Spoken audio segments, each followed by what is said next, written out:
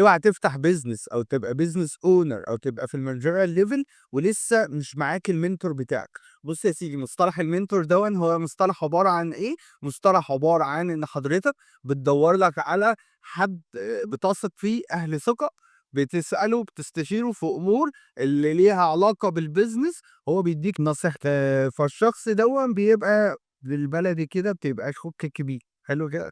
ما ينفعش يبقى ليك ما يكونش ليك mentor. هتقول لي أجيب الmentor منين؟ هاقول لك لأ، الmentor ما بيتجابش من منصة معيّنة أو ما بيتجابش من مكان معيّن. الmentor دوًّا أفضل حاجة في البداية إن أنت تقوم باصص لعلاقاتك، مين اللي بتستريح له في الكلام، مين اللي بتسمع كلامه، مين اللي بتحسه أكتر خبرة منك في الحتّة ديًّا، سواء كان حتّة إنسانية ليها علاقة أو دماغ business عامةً أو حاجة بقى في التخصص بتاعك anyway. بس بيبقى ليك أكتر من mentor، فالmentor دوّة بتلجأ له في كل حاجة.